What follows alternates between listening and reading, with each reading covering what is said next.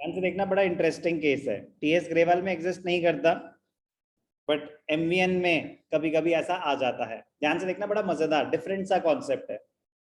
Assets भी given है, liabilities भी गिवन है और कैपिटल भी गिवन है, but assets are not equal to liabilities plus capital. आपको बैलेंसेस गिवन है और वो मैच नहीं कर रहे हैं, तो आपने पूरा क्वेश्चन करा और मैच नहीं कर रहा तो मतलब आपकी गलती है, लेकिन आपके सामने बैलेंसेस हैं सिर्फ और वो आपस में मैच नहीं कर रहे हैं, तो आपकी तो कोई गलती नहीं है।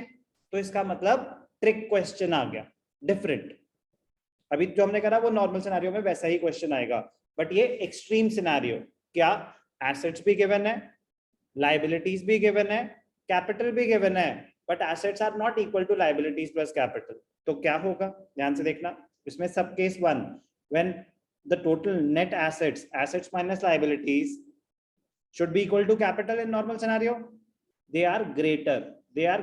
मतलब ध्यान से देखना, इसका मतलब क्या होता है।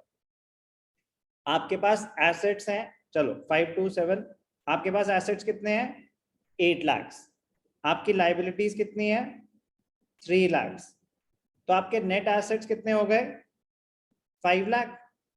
तो एक तरह से आपने बिजनेस में नेट एसेट्स, आपके बिजनेस में इन्वेस्टमेंट कितनी है? नेट 5 लाख। नेट का मतलब होता है नेट ऑफ पेमेंट्स, कि आपके पास 8 लाख के एसेट हैं, 3 लाख की तो आपने लाइबिलिटीज पे करनी है, तो आपके पास मोटे मोटे कितने रुपए बच जाएंगे? 5 लाख। लेकिन आपने तो सिर्फ और सिर्फ 3,50,000 इन्वेस्ट कर रखा है। यस और नो? कैपिटल गिवन है, ये क्या है? Already given. तो ऐसा कैसे हो गया कि आपके पास इन्वेस्टमेंट सिर्फ 350 की है और जो नेट एसेट्स हैं वो 5 लाख के वर्थ के हैं? यही हुआ ना इसका मतलब। जो इंफॉर्मेशन आपके सामने है, आपके एसेट्स 8 लाख, लाइबिलिटीज 3 लाख, तो आपकी कैपिटल इन्वेस्टेड होनी चाहिए थी 5 लाख, लेकिन आपकी कैपिटल इन्वेस्टेड तो सिर्फ 3.5 लाख है। ऐसा कैसे हो गया? कम इन्वेस्टमेंट में इतना आपने नेट एसेट्स कैसे क्रिएट कर लिया? आपका कोई प्रॉफिट जनरेट हुआ होगा जो आपने कंसिडर नहीं किया हुआ, आपका कुछ प्रॉफिट हुआ होगा, यही हुआ ना। क्योंकि कैपिटल आपकी होनी चाहिए थी 5 लाख, लेकिन आपकी तो कैपिटल सिर्फ 350 है। You have assets worth, net assets worth 5 lakh. कहां से जनरेट हुए? प्रॉफिट हुआ होगा। तो उस प्रॉफिट को कैपिटल नेचर का प्रॉफिट बोलते हैं। जो भी ऐसा बैलेंसिंग फिगर अगर आया, it will be transferred to capital reserve. ध्यान से देखना, नेट एसेट्स कितने हैं?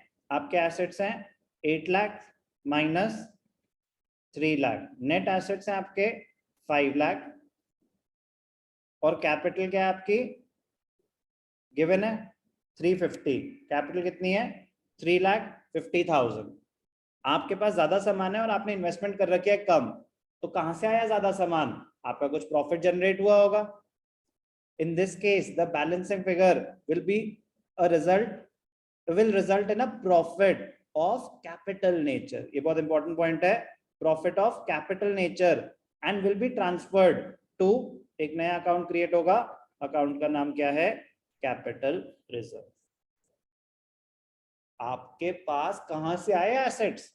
इन्वेस्टमेंट तो सिर्फ 3.5 लाख की थी, कह रहे कुछ प्रॉफिट जनरेट हुआ होगा जो आपने शो नहीं कर रखा, तो वो प्रॉफिट कहां जाता है? एक सेपरेट अकाउंट में, कैपिटल रिजर्व। रूल सेम है, debit all assets, credit all liabilities and capital. ध्यान से देखना, debit all assets same question, where is the question? ये 521, ठीक है, 52121 521 एसेट्स रोहन 2, लायबिलिटी 1, और कैपिटल कितनी है? 3,50,000। अब जर्नल में डेबिट्स और क्रेडिट्स तो इक्वल होने चाहिए। डेबिट्स थे आपके 8 लाख, क्रेडिट्स आपके थे 336,650। तो क्या आया? बैलेंसिंग फिगर आया क्रेडिट साइड पे। तो बैलेंसिंग फिगर अगर क्रेडिट साइड पे आता है तो वो क्या होता है? Capital reserve. Moral of the story कि आपके पास नेट एसेट्स हैं 5 लाख और कैपिटल इन्वेस्टेड सिर्फ 350 है, तो कहां से जनरेट हुए इतने एसेट्स? आपका कुछ प्रॉफिट हुआ होगा जो आपने नहीं दिखा रखा, क्रिएट कर दो। तो प्रॉफिट किस अकाउंट में जाता है? Capital reserve. ऐसा भी तो हो सकता था कि आपके एसेट्स, नेट एसेट्स कम है और आपने कैपिटल इन्वेस्ट कर रखी है ज्यादा। ध्यान से देखना, आपके पास 8 लाख के एसेट्स हैं, 3 लाख की लाइबिलिटीज हैं, तो नेट एसेट्स कितने हो गए? नेट एसेट्स हो गए आपके 5 लाख। यस और नो? नेट एसेट्स, आपके पास जितने एसेट्स हैं उनकी वैल्यू है 5 लाख और आपने इन्वेस्ट कर रखे हैं 6 लाख रुपीस। आपकी कैपिटल कितनी है? 6 लाख रुपीस। कह रहा आपने 1 लाख रुपए एक्स्ट्रा इन्वेस्ट कर रखे हैं। वो एक्स्ट्रा पैसे किस चीज के इन्वेस्ट कर रखे हैं? कह रहे गुडविल के। एक्स्ट्रा पैसे जो इन्वेस्ट कर रखे हैं किसके हैं? गुडविल के। रूल है, रूल है कि अगर कुछ एक्स्ट्रा आ रहा है it will be considered as goodwill. अगर कुछ मेंशन नहीं है कि आपने 5 लाख के सामान के लिए 6 लाख रुपए इन्वेस्ट कर रखे, एक तरह से यही हुआ ना। नेट एसेट्स मतलब एसेट्स 8 लाख, लायबिलिटी 3 लाख, आपके पास नेट एसेट्स है वर्थ 5 लाख और आपकी कैपिटल इन्वेस्टेड है 6 लाख। तो आपने ज्यादा पैसे किस चीज के इन्वेस्ट कर रखे हैं? The excess money is assumed to have been invested for goodwill, और गुडविल इज एन एसेट। तो ध्यान से देखना कैसे दिखाएंगे। Extra money invested in the business is on account of goodwill. Assumption है, मतलब अजम्पशन क्या है? रूल है ये। तो लैंड एंड बिल्डिंग कितना था? ये सब 521। ध्यान से देखना, 521, लाइबिलिटीज 21 और कैपिटल कितनी? 6 लाख। तो क्रेडिट्स कितने थे? 9 और डेबिट्स कितने थे? 8। तो बैलेंसिंग फिगर किधर आ रहा है? डेबिट साइड पे। तो वो किस चीज का है? गुडविल। तो बैलेंसिंग फिगर जब क्रेडिट साइड पे आ रहा था वो कैपिटल रिजर्व का, बैलेंसिंग फिगर जब डेबिट साइड पे आ रहा है तो वो गुडविल का। इसी के साथ हमारी जर्नल की पीएचडी कंप्लीट हुई।